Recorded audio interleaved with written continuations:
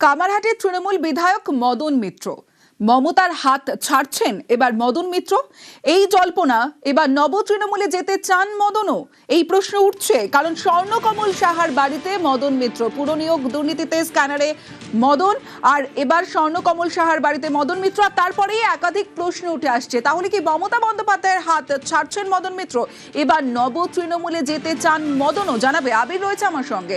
আবির, দেখো, রাজনীতিতে জল্পনাটা তুঙ্গে উঠেছে, তার কারণ গতকাল রাত্রিবেলা তিনি সন্দীপন শাহর সঙ্গে দেখা করতেছে, তার বাড়িতে উপস্থিত হন।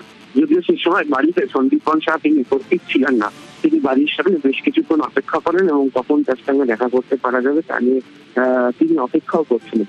পরবর্তী সময় যেটা দেখতে পাওয়া যায় সেটা হচ্ছে যে সন্দীপন শাহর বাবা স্বর্ণকমল শাহ তার সঙ্গে মদন মিত্র বেশ কিছুক্ষণ তাদের বাড়িতে কথা বলেন।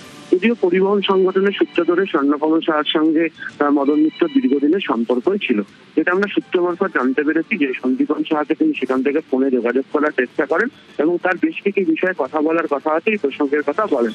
সূত্রের খবরে এই কথা বলার প্রসঙ্গ কিন্তু রাজ্য বিধানসভার মধ্যেও হতে পারতো বা কথা বলার প্রসঙ্গ হলে ফোনেও হতে পারতো। সরাসরি দেখা করতে আসার পিছনে অন্য কোনো রাজনৈতিক জল্পনা রয়েছে, তিনিও শিবির বদল করতে চান। প্রসঙ্গত কি, মদন মিত্রকে বেশ কতগুলি ক্ষেত্রে সংগঠনের ক্ষেত্রে কালীঘাট তৃণমূল কংগ্রেসের তরফ থেকে দায়িত্ব দেওয়া হলো, তিনি কার্যত কিছুটা এড়িয়ে গত কয়েকদিন ধরে চলছেন। এমনকি বিধানসভা লবিতে হোক বা বিভিন্ন জায়গাতেও অন্যান্য শিবিরের সঙ্গে তার যে যোগাযোগ, সেই যোগাযোগের পরিমাণও অনেকটা বৃদ্ধি পেয়েছে।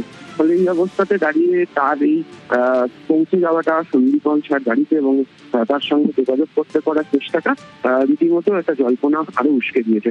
তবে কালীঘাট শিবিরের বিপক্ষে যে শিবির রয়েছে, তার ঋতব্রত বন্দ্যোপাধ্যায় শিবির, তাদের যেটা বক্তব্য যে এই ধরনের কোনো সিদ্ধান্ত গ্রহণ করার মতো জায়গাতে তারা এককভাবে কেউ ক্ষমতাটা নেই, সকলে মিলে আলোচনা হতে পারে এবং তিনি কি নিয়ে কথা বলতে চান, কি প্রসঙ্গ, সেটা তার সঙ্গে কথা বলার পরই তারা সিদ্ধান্ত নেবেন। তবে প্রাথমিকভাবে যেটা মনে করা হয়, গতকালকেই দেখা গিয়েছিল যে কেন্দ্রীয় তদন্তকারী সংস্থা নোটিশ দিয়েছিল মদন মিত্রের বাড়িতে তার পরিবারের একাধিক সদস্যদের সঙ্গে কথা বলতে চান। ঠিক সেরকমই পরিস্থিতিতে একদম রাতের দিকে 10:30 নাগাদ সন্দীপন শাহর সঙ্গে দেখা করতেছে তার বাড়িতে যাওয়াটা, সেক্ষেত্রে দাঁড়িয়ে শিবির বদলের ইঙ্গিতই কোথাও গিয়ে মদন মিত্র দিয়ে রাখছেন।